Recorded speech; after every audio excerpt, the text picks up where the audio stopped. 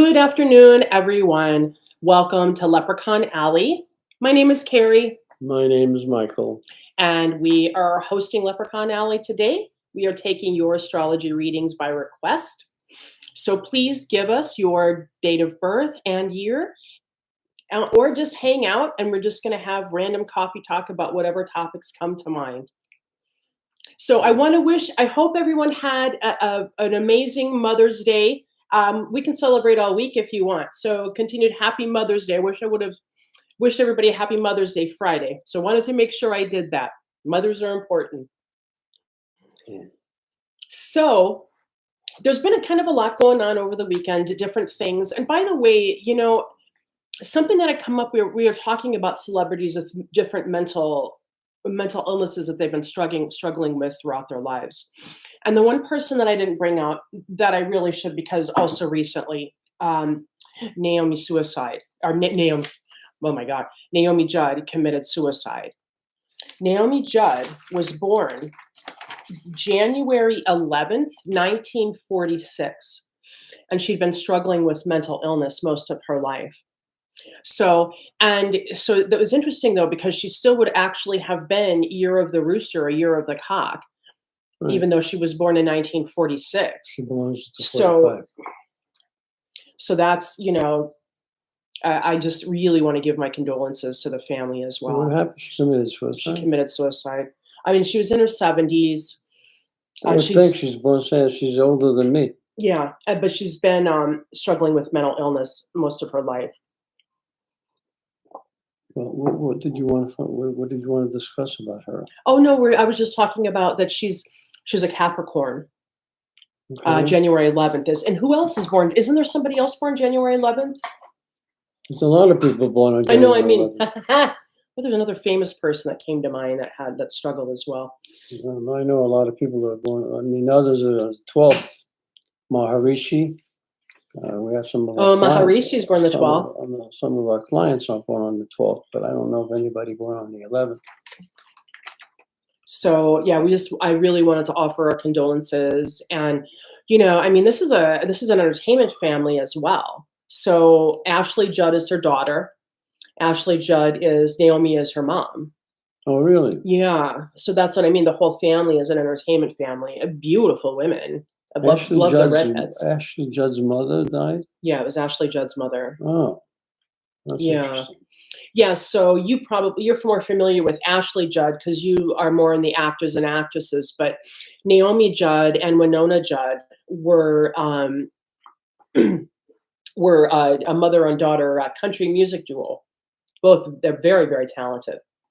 The whole family.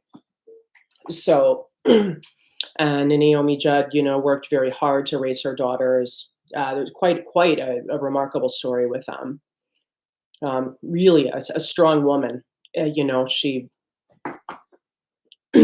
So. Well, I don't know anything about her, so I can't help you. Yeah, but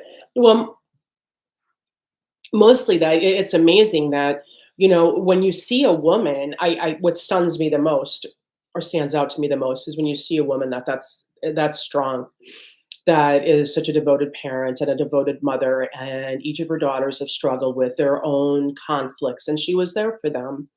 Even the strongest of us, something can happen, and that's it. So all of our condolences and love to that family.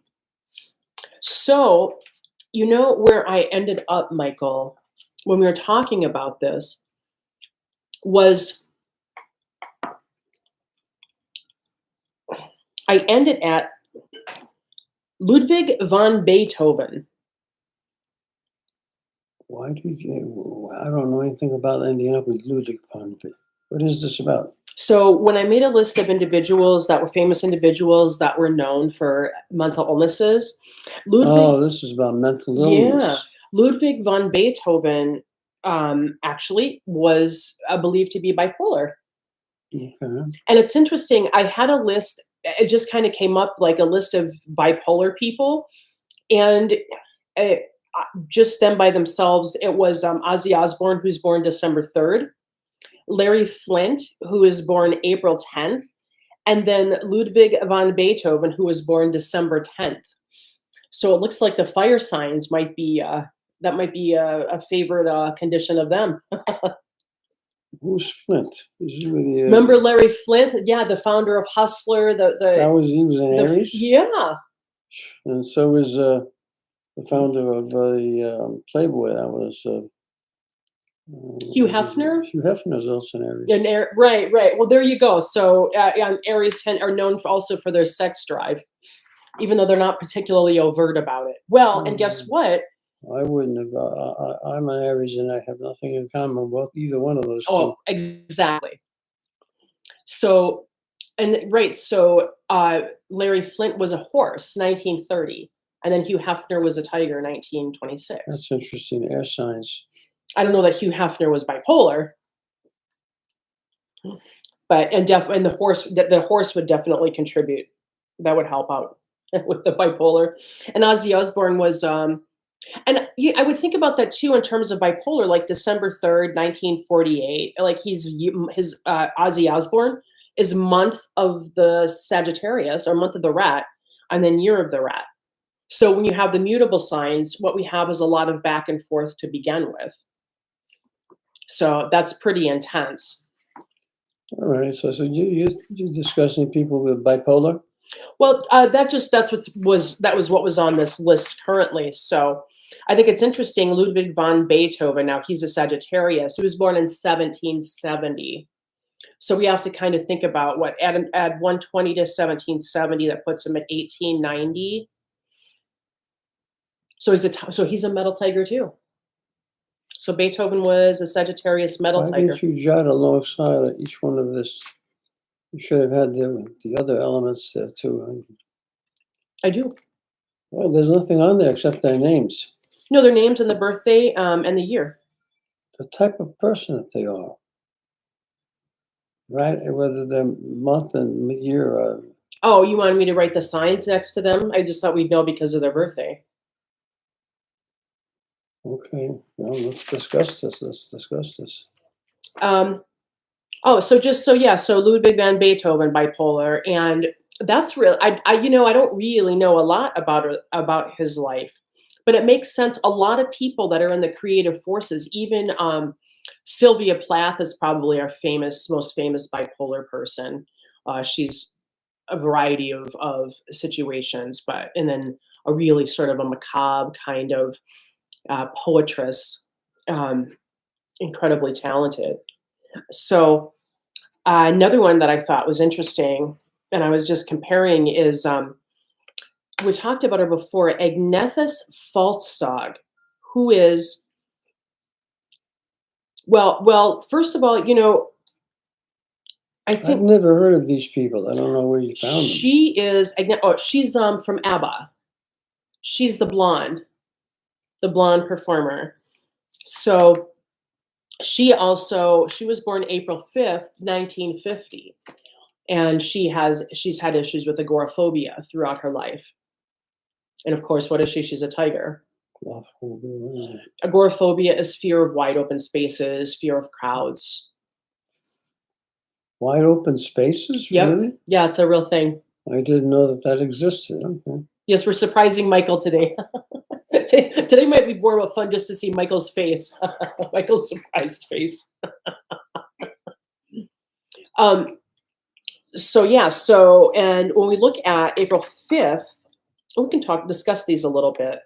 So April 5th, we're looking at an Aries. So an Aries isn't like, they're not really, they tend to be more internal, private people to begin with, because they're kind of in their cave, right? It corresponds to month of the dragon. Right. And then you throw the tiger in there. The tigers like to be alone all the time. And so it's interesting. I really think what happens when we end up with like mental misalignments, I think that's probably better, or just, psychological misalignment. What happens is like the nature of who we are will start to come up. And then there's something distorted in the way that we process that information, right? So when we're thinking about something, there's something that doesn't quite go right. Like maybe most people would have this particular thought about this particular thing, but in this person's process, somewhere along the line, all of a sudden it was personal, or all of a sudden it means something to them that it doesn't to other people. So, or we can just get a lot of like with, for example, Larry Flint, the 1930 tiger. You can really get carried away with the racing thoughts with a horse. It was 1930, Larry Flint. Yeah, it's 1930 Yeah, Hefner was 26. in 1926. So it is kind of interesting too. We're seeing Karen Carpenter is a 1950 tiger. She had anorexia nervosa. So we have, and wait, what did I say he was? He was, oh yeah, all the way through, just the people that I wrote down, just on this little sheet of paper. Karen Carpenter is a 1950 tiger. Ozzy Osbourne, he's kind of an outlier, but he makes sense. Larry Flint, 1930 horse. Hugh Hefner, 1926 tiger. Agnetha Faltzog, I didn't write her. Hers is an agoraphobia, 1950 tiger. And I might actually have,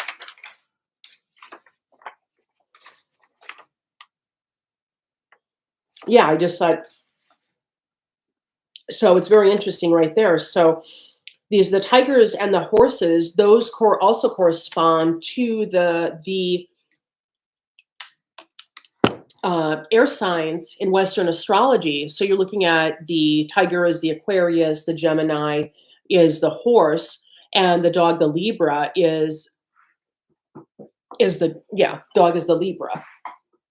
But particularly in these They correspond to the air signs of the Western zodiac. And they correspond to the air signs of the Western zodiac. Mm-hmm. So I can definitely see whenever you think of like the bipolar aspect of it, the agoraphobia aspect of it, that's where you can see this is all of these signs that what's really important to the air, right, is communication. So definitely something is going on, and there's something going on here with Mercury. Mercury needs to facilitate in a much more clear way and help things move along more quickly. It's interesting that between Larry Flint and Hugh Hefner, that they had a little war going on. Yes, on top of it. And Hefner wound up winning. Right. The fire beat the metal. The fire tiger beat the metal. They're both Aries, so that was equal. But one is a tiger and the other one's with the horse. Yeah. And the fire horse lost against the metal tiger. Yeah. So, but Larry Flint won for all of us because he did a lot in terms of advocating against censorship. So, of course, the way that they were doing it and why they were doing it, well, you know, and what do you have? You have an Aries, right? The Aries is going to make it work. Full speed ahead, right? They're a force. Well, he had more of a facade. Hugh Hefner himself didn't do anything. Right. He had a facade. He started with a few celebrities. Yeah, beautiful naked women. Yeah. Yeah, women that weren't really in the high. They weren't really known by anybody, but Right. they were involved in the entertainment business. Yeah. And Hugh Hefner decided to put them together and make them pretty and show them off. And, you know, we have the whole thing with the woman's body. And well, he did start out as a journalist too. Yeah. So, and it just kind of, and I'm not sure, you know, that's a good question is, I wonder if, I'm going to look that up. I wonder if Hugh Hefner even, I think he did. I think he started out as a journalist.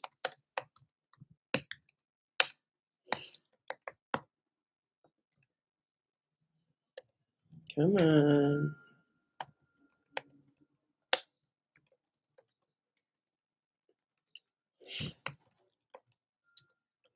We'll see what that, we'll do that quick.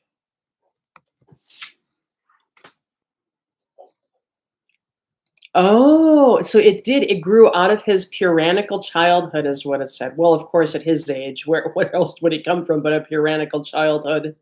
Doesn't he look like a tiger? Look at that picture. He does, yeah, he looks like a tiger enough that ad wants to. Well, we had Yeah, we almost had it. Let's see if we can get it back. There's that picture right there. Oh, yeah. He definitely looks Definitely like. looks like the tiger, yeah. Sitting in his cave.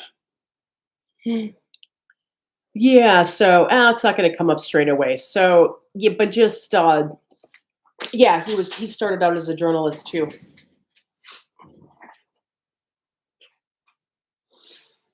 And it's funny because, we do think of, what, we do think of, the early 20s, and, we talk about patriarchy, and we kinda talk about picking teams and all of that, but we still have to remember that even though the man or our society was leaning toward the male principle, everybody was oppressed. That was everybody was oppressed and suppressed. And so one way or the other, any way that we can get out of our suppression, that's um, it just has to happen. So anybody championing removing oppression, removing suppression, they're on our side, provided that they're not twisting the meaning. Well, I don't know of too many people being on anybody's side. The man is having a problem with trying to dictate rules to another man. As long as you have one small group trying to control another group, you're going to have resistance, and eventually going to have a breakdown, and you're going to have problems. Um, we as a people just haven't learned how to get along with one another and say, okay, everything's okay. Um, I can understand regulations, but there's an awful lot of disharmony between people simply because they think differently. I can't imagine myself uh, standing at a podium in a church and yelling about how bad everybody else outside in the world is. Um, I can't imagine that either. Before I would do something like that, I'd have to talk about how bad I was. Uh, That's Maybe right. discuss what I consider a weakness in myself.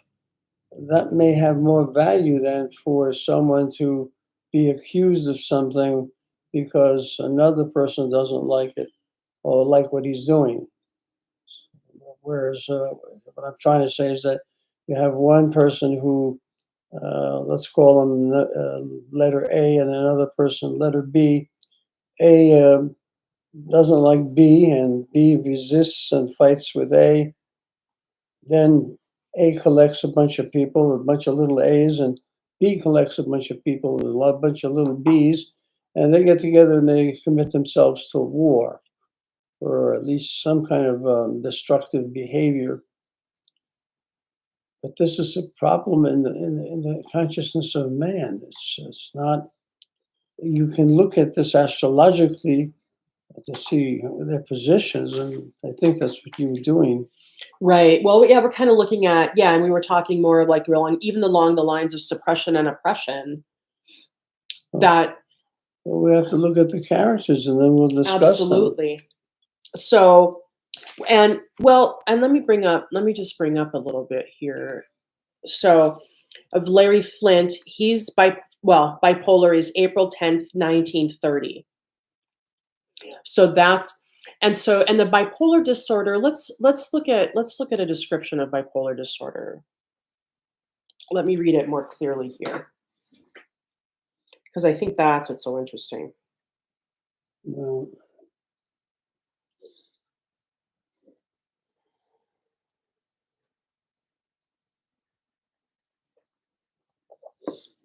Bipolar disorder, here we'll look at the symptoms.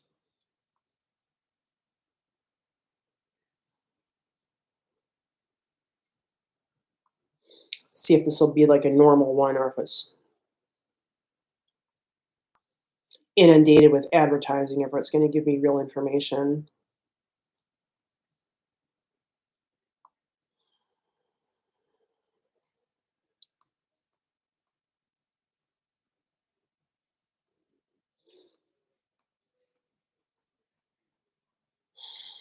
Okay. Let me see if I can get it better. I want to get it better. Oh, that's why, because it's an ad. Ah, much better. And another term, another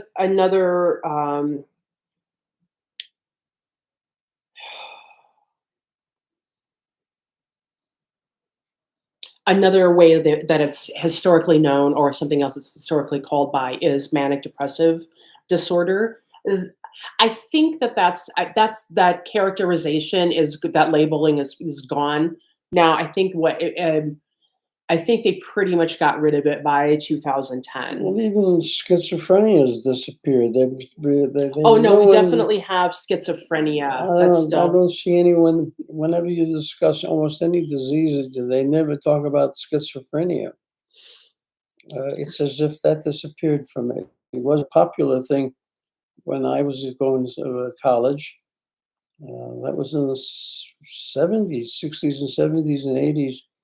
Oh, here now I have the But you don't simplified hear form. anything about schizophrenia because they've changed it to all these subtitles and like manic depressive, and, Well, it sounds interesting. bipolar, and stuff like We that. have a new trend in pop psychology. That's some of it. And when we heard a lot about schizophrenia, part of that was simply in the regular population, that was something that people used to use But as to I characterize understand, other people, to insult them, which eh, isn't really appropriate as either. I That's understand, schizophrenia is just more than one personality. no, no, that's multiple personality disorder. That's what I'm saying. That was at one time, that was what it was. So Schizophrenia was a way of describing somebody with more than one personality. no, no, no. I took enough psycho courses where they showed filming of It's this. actually schizophrenia is psychosis. Well, this is something that's changed So since the times that I studied. But I took psychology, and we discussed schizophrenia, and they showed it on their films, educational films. People who are schizophrenic now they call them bipolar. They don't call them schizophrenia anymore. Um, or attention deficit. And they've come up with all these different names, and I think the purpose of putting up all these names is to confound people even more. I mean, I thought schizophrenia was enough to describe somebody whose personality wasn't quite no, it's connected. so here I'll explain. Schizophrenia involves a range of problems with thinking, which is cognition, Well, I would say that all of them have something to do um, with thinking. behavior and emotions. Signs and symptoms may vary, but usually involve delusions, hallucinations, or disorganized speech, and reflect an impaired ability to function.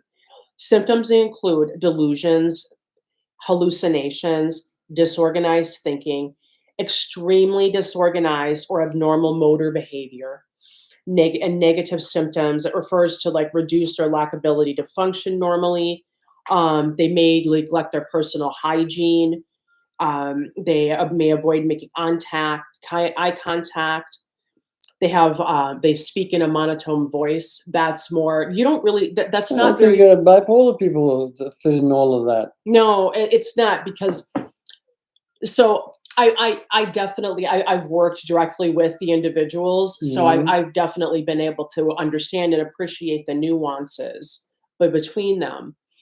Um, So what's the big difference? well, actually, yeah, schizophrenia really, and mood disorder, depressive disorder. Those are really the only two that have a biological component to them. Everything else is basically shaped by society. I think all of it's shaped by Well, society. I'm sorry to say it. Human beings don't come out of the womb with being schizophrenic or bipolar or whatever other symptom you want to attach to them. This is just our uh, habit to constantly modify a description of someone that we dislike or let me show disagree with. you. Here, you know what I'll do is I'll show you. This would be interesting to watch too. Oh,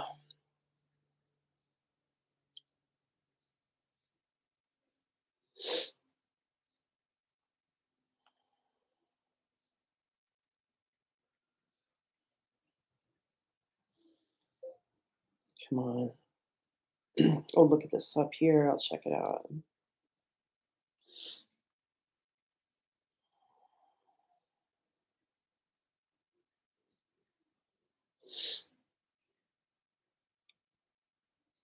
What I'll do is, yeah, they're markedly different. I'll show you. We'll have to look. We'll look up some. They are markedly different. You see somebody, a person. Hi, Sylvia. Welcome. Good to see you. So, in a way, there's there's there's definitely a chemical imbalance with certain individuals. It's definitely dominating. Um, and the chemical imbalance can come about certainly as a result of social pressure, of being overwhelmed and having too much pressure and stress. Absolutely. Well, this chemical imbalance is going to be true of every disease or disorder that you mentioned. Yes. But there's a way. So why break it out into so many little other details which overlap one another so that you can call them any of those Well, names? because it's I because mean, if I met a bipolar and said he was schizophrenic, I don't think I'm that far off from what that person is displaying. I don't know why they have to modify the oh, it's pretty terms. far off.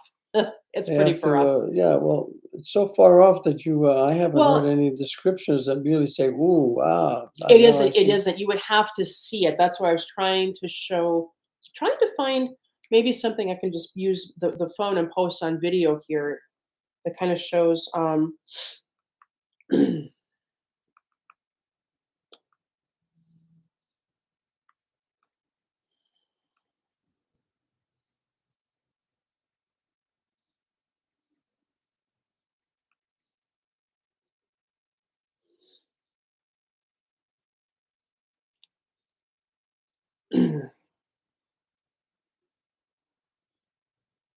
I wonder if this would be a good. No, they're not giving us a video. Come on.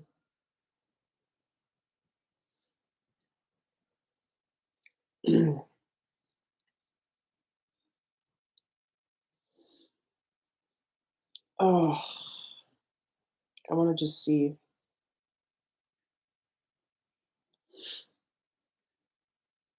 SCH. Schizophrenic.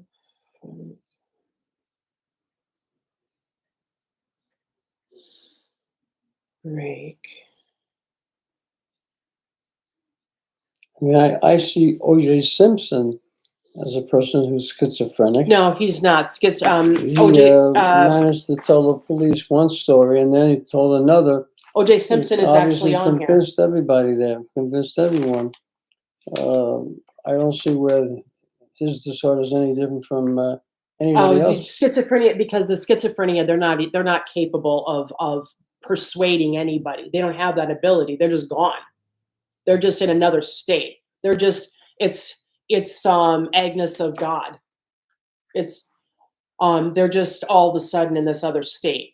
They're not even identifying or responding to anything. Like you could say, you could say, here, have a drink of water, and they would be like, oh, well, that's the but the bear might, I don't know, I that's it's a that's a whole different scenario.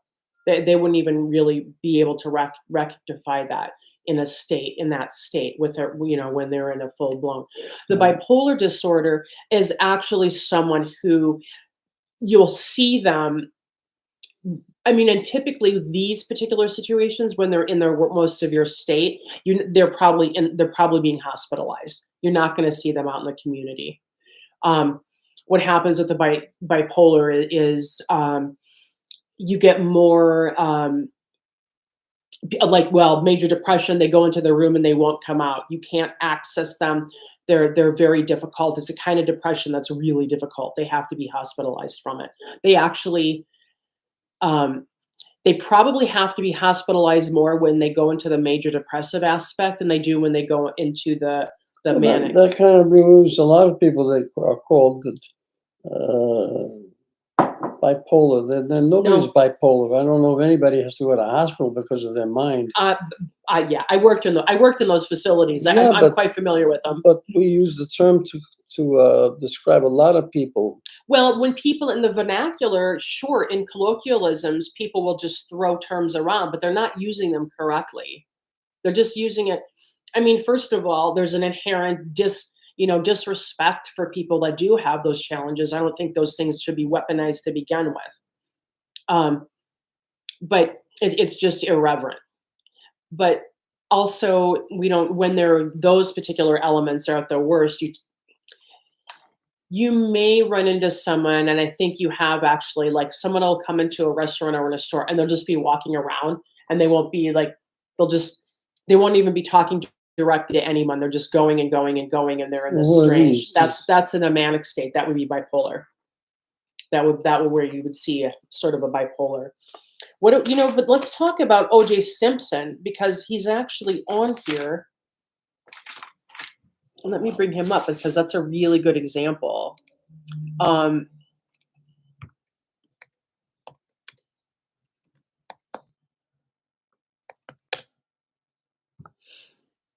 um, because I mean, he had quite a story too. It's really heartbreaking that he ended up the way that he did, and he threw his career away. He overcame rickets when he was a boy. Oh yeah, O.J. Simpson is narcissistic personality disorder.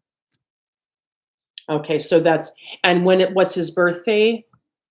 Uh, Well, he's a Cancer. I know that. let's see, O.J. Simpson. Yeah, I thought he was a Cancer year of the pig. That's what I think he is. I think he is born the year of the pig. Yes. July 9th, 1947. Yeah. So yeah, and July they gave 9th. him. Oh, poor Alan. I know. He's born July 9th. We have some very dear, sweet Cancer friends. But so he would the narcissistic personality disorder. I mean, again, we're not doctors, we're not any of those things. Where I have a familiarity with it, I have definitely studied it. I'm no expert, but I understand what it is, and I kind of know it when I see it. um, Narcissistic personality disorder, actually, believe it or not, is a form of a complex post-traumatic stress disorder. It's another anxiety disorder. What did you call it?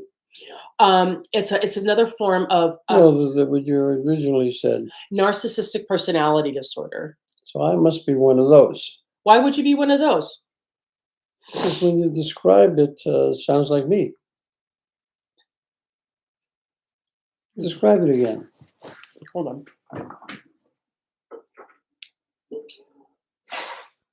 There's a lot to it with all these terms. Well, One so to can be begin with, confused. narcissistic personality disorder falls into a spectrum of what's known as complex post-traumatic stress disorder. Okay. So, what happens with a person that has narcissistic personality disorder? Now you're slow walking your way to sociopathy, which means somebody who doesn't have a conscience, who has a goal, somebody who exercises force and power that's really unlawful in a way, to coerce and force other individuals to get what they want. They have a sense of entitlement to it. And there is an endless need to constantly interject yourself into their life and to constantly control everyone and everything around you. And there's a lot of that, especially up in the wealthier circles, especially when there's a lot of get up into the wealthier families and the oligarchs of our society. There's actually a lot of narcissistic wounds.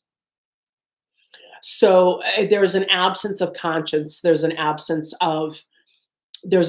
way that narcissists view individuals where they're not human, they're less than human, or their humanity has no value. They're just something to be manipulated, a character in whatever narrative the narcissist wants to create, and everything around them is for their purpose. That's it. It's not for anyone else. Nobody else has value and no one else has meaning. It's just what they want and what they think. So, Self-serving and right, narcissistic. right. But that is an outcome of trauma. That's an outcome of abuse. Like malignant narcissists don't exist without being terribly abused themselves. So that's why it's a form of complex post-traumatic stress disorder. Well, when is all this abuse taking place? I don't understand it with these people. When they're children, in their childhood. A lot of times, children think they're being abused, and they come up feeling Oh, abused, no, and no, no no. abuse is taking place. It's not. No, it's not that. I knew of people who were complaining about their mothers being harsh with them, and there was no such thing happening. Well, here's the other thing. This is why that's not appropriate for this, because people that are malignant narcissists, first of all, don't think there's anything wrong with them. They, as a matter of That's fact, true. they don't talk about their abuse as children. Well, that's true. Yeah, that's very true. And if they do, because they don't want people to know, because they don't want people to know they're weak. Hmm. So, and So it's this behavior is more or less a compensation. yeah, and it's basically untreatable. Not that we should give up, but it's untreatable. It is really treatment resistant. You can't get, it's difficult to get a sociopath to change their stripes. And the thing that's really difficult about it too is because um, what happens like in complex post-traumatic stress disorder, and that's only because I know this, I'm speaking from my own experience because it's something that Michael and I actually both do have. Um, what's different in just routine complex post-traumatic stress disorder is that we don't lack empathy. We suffer and we're like triggered, and certainly we might be very what very guarded, very protective of ourselves psychologically, and not really open to people sometimes. That can happen. But our empathy is still intact. With them, that they're cut off and everybody is just an object. And yeah, they're typically Sister-in-law, not going to Patty, discuss being abused. I think, had some of those symptoms. She was, when you talked to her, there was nothing wrong, but there was a lot of things wrong. Right. Well, there's a pretty good chance. I think that's true, and I don't want to. I mean, I don't want to throw anybody under the bus in our family here, but No, I knew her, and I used to talk to her all the time. right. So yeah, so there's all these trauma responses, and there is a point because complex post traumatic stress disorder can be really severe. Yours was, and it can be so severe and so treatment resistant that it can almost present like someone is a malignant narcissist because you can't break through that shell, that protective shell. Well, do you think that I really present that problem to people, where they can't break through a shell in me? And Oh, oh, well, that's an interesting question. Okay. Hmm. Why not? We'll do this. Why not? What do you think, Sylvia? That's yes. guess what? I think that sometimes yeah, you are a little impenetrable. People do have a difficult time understanding you, but that's not because you're a malignant narcissist. It's not for that reason. Well, it's definitely there. I mean, I can tell, but Well, you're an Aries, so yeah, and you have that Aquarius moon, so I'm sure that you are working with that spectrum inside. That's very interesting. mhm. Um, I think that when people meet you, though, Michael, most people find you to be charming and kind and compassionate and sensitive. Well, that's true. But it can be difficult to reach that um, to To kind of get penetrate that yeah, surface right, thing. and the Aquarian moon too, because and you have and right, and your Mercury in retrograde in your natural birth chart. So sometimes it's almost like I have to I have to think about what you said to me and think about it another way to understand what you needed me to respond to. but that's not because you want it to be that way. That's you fully intend to be as transparent as possible. Well, I think I'm transparent, but, Right, but yeah, but you definitely have, you're very strong and defensive, and that's not that's also part of a warrior quality too. I think that this can happen to a lot of Aries. It's that it takes a while to sort of learn things. It's, um, they have a lot of energy, they wanna be in action, they want to engage in a lot of activity, and so I would imagine that, that gives you a lot to think about and you're in motion all the time. Sylvia said, "Yes, the charming kind." She was referring to, yes, the charming. mhm. So, but I could definitely see where someone with an Aquarian moon might sort of So how would might have a delayed response to an event. you label Johnny Depp Oh, I uh, wouldn't label them. and Ashley, what's her name? Ashley Amber Heard? or Amber Heard? Oh, I wouldn't, I wouldn't put a label specifically on them, except for that Johnny Depp has discussed um, that he struggled with depression and substance abuse himself. Some But she also had problems. she's had, yeah, and I'm not, that's a really good question. I mean, that's, what did Amber Heard? But did what? Let's see. I'm looking right now.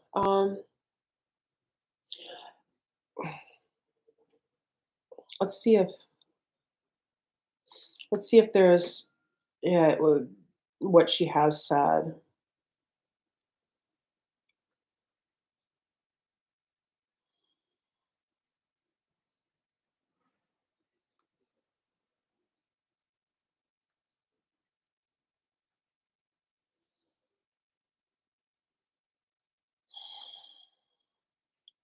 Oh, well, one counselor one counselor diagnosed her with post-traumatic stress disorder, and another counselor, Johnny Depp's counselor, diagnosed her with borderline personality disorder. So, borderline personality disorder, the complex post-traumatic stress disorder, again, that's we we all have it. I mean, and just because we all have it doesn't mean that we should dismiss it, but we all have complex post-traumatic stress disorder at this point. Why? Because what's happened is that we have such an overwhelm of information. We have such an overwhelm of feedback that we don't have time to process all the information that we need to. And what happens is we end up incorrectly organizing it in our minds, and mm, certain events as a result will trigger us emotionally into a fear, a fight or flight state. That's what that's really about. And then once we go into a fight or flight state, all of a sudden we start interacting with each other from that place or making decisions from that place. And that's the worst place to possibly make decisions or interact with each other. And so now you have this, it's contagious. You have this order in which everybody in our society, we're constantly hitting each other's triggers on purpose and unintentionally. So you can't even get rid of it. The only thing that we can do is just untraumatize people and be the least offensive and the least triggering that we possibly can, and have the most good faith we possibly can when we're communicating with other people. Um, but when you get into that, oh, well, with a borderline personality disorder, and again, I'm not an expert. This is just what Johnny Depp's doctor had assessed. You're dealing with somebody who is, uh, they can be like very like Cinderella, or like really cute and loving and stroke you and kind of be really, you know, wanting to strike you very passive and submissive, and something will happen that will just cause them to go nuts and they feel like they're being abandoned. And that's a really big, by the way, we should talk about core wounds. Abandonment is a core wound. And that's one of the things too. Whenever you get into a fight with someone, if you hit their abandonment wound, that's the one thing that's going to send everything into chaos and disorder. Some things we need to understand are just off limits. If you want things to work out, you don't go after someone's core wounds. That's not going to work. If you want to, if the conversation to go well, the core wound approach and just punching people and hitting their triggers, it's not going to be very effective in resolving conflict. Um, and we also have to remember that this is the other thing. We also remember that we love each other. So why do I want you? Why do I want to remind you of the worst pain that you've had in your life? I mean, when you think about it, even the sweetest of people, when we get into that state, we want to start like we start going after that, we're going for the throat, right? And that's something that we really need to review. Like, why would I, even in my worst rage, still want to take you back to the worst pain in your life? Because that's not going to resolve our conflict. And it's going to create distance between us and create and generate even more distrust. Well, who does that? Who takes you back? Oh no, what but when we get into arguments and stuff, not you, I'm not talking about you. Oh, I hope not. I don't think you will. But when you get into an argument, where maybe something really severe, some childhood trauma had happened to individuals when they were younger, and then you have a couple, they're getting into a fight and they decide, they're going to have a power struggle now as opposed to an argument. And so they'll go after like, oh my God, like maybe somebody was sexually abused when they were very young, and they'll say something like, oh my God, you were a slut ever since you were 10, or something really awful like that. That's what I mean. They'll just kind of cut you to the quick. Oh, well, maybe your mother had a reason for beating the crap out of you when you were a kid. Maybe you were just maybe you needed it, that kind of thing. It's really ugly. And honestly, just doing that once to somebody, I mean, that's pretty much the end of the relationship. Because if you can't get that kind of mutual respect, you can't get people to just act like adults and at least hold back in that way. There's not a good chance that the relationship has much hope. So it's we're bringing up the worst in each other and going in that and trying to trigger people. That's what's happened. That's ultimately what's happened, is this disease of disrespect in our society, and just disregard for each other's humanity. But it's coming back. I do believe that. So there is a difference. The borderline personality, that's going to be somebody more that really goes into I'm trying to, fawning. They go into this fawning behavior. That's what I was trying to think of. And then all of a sudden they'll snap and they'll have abandonment issues, and they can start throwing things. They can start hitting you and punching you. When people feel their abandonment issues are triggered, that's some really crazy things can happen. Where's the time? Where's the clock on it? Oh, it's we're at 3:04. We started about a little after, about 20 after, I think. So we should start wrapping the time. Let's see. You want to discuss this problem with So we have a between little while to Johnny go. Depp and Oh, so you want to Amber. discuss this Johnny Depp and Amber Heard some more? Yeah, we have been watching quite a bit of that. She's So on there. They're on TV a lot. Maybe it's something yeah, people are interested in. right, yeah. Well, and Michael's been kind of sorting through this too, right? Because it, I don't there. I have to say something weird because they're completely different cases, but there is something about what this particular case between Johnny Depp and Amber Heard means for our time. And it does have a slight O.J. Simpson trial quality to it. even though, and I don't know how to describe that. And that probably sounds really wild, but it's just an event of our time. I think maybe what we were really leaning toward when the OJ trial was going on is, what do we want to do about domestic violence? I think that's what we had to review, how we were looking at those particular issues. And that's, and again, right, well, that's the same thing. What we're reviewing now with the Johnny Depp and Amber Heard is, we're also looking at the way that we view domestic violence and what happens in that scenario. So there appears to be some of that here, from who, from when. Uh, Honestly, I feel like, we're still in a better outcome for these two individuals than what had happened to poor Nicole Simpson. He murdered Oh, his wife. well, she's dead. She's dead. Right. That's right. Or there was some type of, that was the accusation anyway, that he had murdered his wife. So, Well, he did. so yeah. So I mean, I guess it's true when I said it. It is these are cases about domestic violence and about domestic living in general. Um,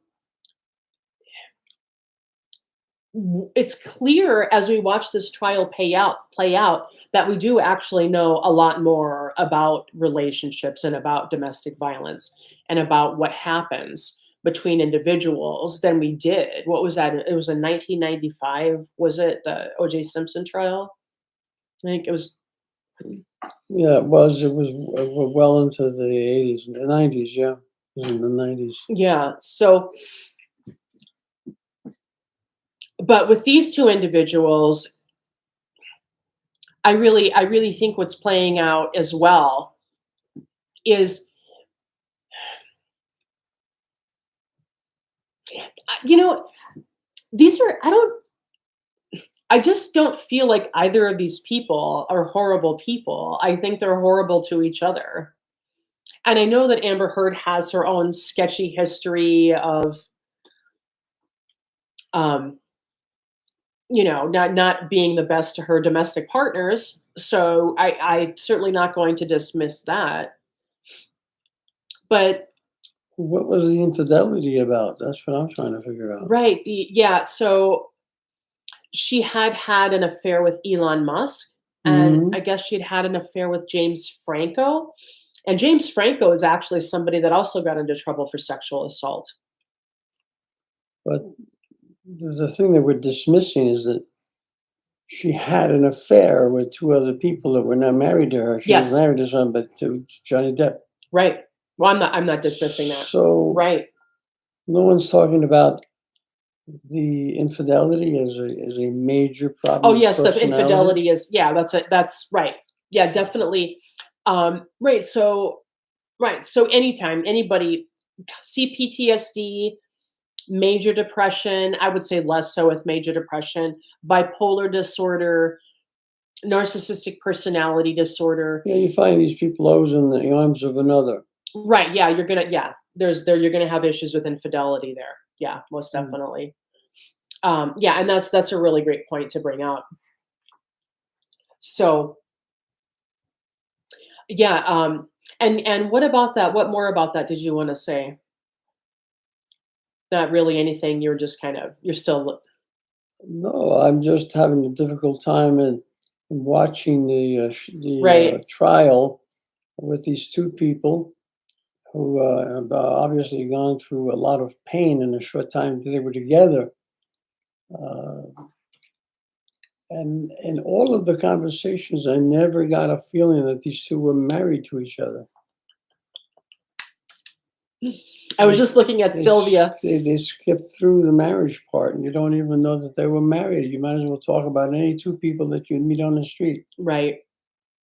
So Yeah, that's another problem. But I I agree. picked up that they talk, and when they get into the things that are intimately pertaining to a marital union, You don't see any of that marriage in the Yeah, trial. it's like they had they accidentally got married. They bumped into each other and now they're Right. angry at Yeah. one another. Yeah, yeah, yeah. That's not, I definitely see that too. Like there's she was obviously looking to upgrade herself I know I was laughing at his whatever too, Sylvia. to get Very to rub Aquarius. elbows with other big people. So she was definitely looking for what do they call that? Uh, rake, person who sweeps things under the carpets, a carpetbagger. Oh no, what you just mean someone who sweeps things under the rug? A carpetbagger is somebody who takes comes to your place just to take things. Oh. Oh, I see. I'm not sure what you would call that. That's kind I think that's a literary frame of reference. I'm just not sure what that is. Well, that But was I know what you mean. what Amber Heard was looking for upgrade, upward mobility. Mm, That was all I think that comes across between the two of them. right, upward mobility and She was security. looking for having contact with people of more power, which she did right away. Right. Quite a few. Yeah, and that seems to be the only thing that had of any value for Amber Heard. Heard. I didn't see any attachment to to him as her husband or the person that she loved. I was just amazed at the way they talk about each other as if they were two strangers that were dating on a and had a bad time dating. Yeah. Yeah, it does. It sounds like Having fights between seeing each other, something of the sort. Anyway, I think maybe we should end this oh, program today. oh, Um, okay. I guess that we're going to be brief today. I don't want to go for more than an hour until we have something more. Well, it hasn't been an I'll be hour. better prepared to offer more information, but I had nothing to talk about with these. We're still getting he's still getting dialed in yet, but oh no, that is good because I think that I really like that you brought the point up because I had that impression too. I do want to cover this between them. That's what we were saying is that it feels like they had an accidental relationship. It almost feels like we're watching them on a very long date that didn't go well. And I'm not sure. Well, and of course, the tiger keeps a part of themselves out. I don't think that any of this was deliberate. I don't think that anybody was intentionally cruel to anybody. I think it was an incident to it. But I don't think that they were paying attention to the fact that they were in a relationship to begin with. The fact that she was screwing around with two other people, Yeah, exactly. and it doesn't bode well in my mind. Infidelity is really it's a breaking of all the promises you made. And what the hell is a marriage if you don't keep your promises? There's no reason in the world to be married. And I really hadn't gotten the impression that either of them had fully committed to the relationship. And there were certain things that did come out in the trial that I had to say to myself, you know, Johnny had an indication that his career was the one that was more solid, that he had more work. He was aware of that. And he did, as a result, he inherently had a sense that, you can't mess with my stuff. This is it is what it is. This is carved in stone. You figure it out. You work around that. I don't even think it was a consideration for him. And he's at the level of stardom, honestly, where it really couldn't be. I mean, he's known, this is who he is. It is kind I of don't carved in know. I stone a really little. don't know what Amber gained by making these accusations. I can't see her gaining anything more. It's just wild. Right. Well, and I guess when we watch the trial unfold a little bit more, we'll kind of see. But it does. I don't think that there was any gain. I think that some of this was just something going on inside of her psychologically. Um, it's actually Well, working against there her. was definitely a need on her part to gain more notoriety. There's Right. no question about it. But this is what, yeah, this is on her part. I don't think that she really knows. I don't think that she really knows either. I think it was a little bit of a whirlwind and she was lost Well, too. she wasn't ready to be a spouse. No, That's for definitely sure. Yeah, especially not 23 years old yeah, she in wasn't ready. Hollywood. So, okay, well, I guess that's it for today. This kind of a rambling of hodgepodge. So, And try to oh, remind she says, oh, everyone revenge. Oh, revenge. Oh, who that's interesting, Sylvia. You who has think, revenge. well, oh, because she was saying revenge for, oh, Sylvia is, what is she? Amber being with Johnny Depp, that was revenge, or are you talking about the affairs were revenge? Is that, or Sylvia, yeah, that's what I was, because she said probably I'm guessing the affairs are revenge. But he didn't do anything like that. So what is she revenging against? Who knows? She just wants to hurt him. So it's more than revenge. So That's right. That's it's right. way more than the revenge. Right. She wants to hurt him. There's a nasty part here. No Sylvia one, says no telling with her. yeah, there's a nasty part that's hidden here a lot. Well, she's going to be on this planet for a while, so I'm still hoping that she heals and everything gets straightened out, because nobody is helped if it doesn't. Well, I hope so too, but it's very unlikely that there will be any real change. So I guess we're going to close for Right. today. And And as always, want to remind everybody that we yes. still do a free reading for those who give us their birth dates. We'll do it on the at the time of the podcast. And of course, if you want a specific reading, a full-blown reading, then we'll discuss that. And that's a separate issue. But we will give free readings that'll last maybe 5-15 minutes, but no more than that, on the show as part of our presentation. So we hope that we see you again and that you'll show up, and we'll continue to try to give you news as we get it, and show how certain things occur astrologically or otherwise. Okay. So, as usual and as always, all our love and travel light. Bye. Why is your mouth open like that? Oh, I was listening to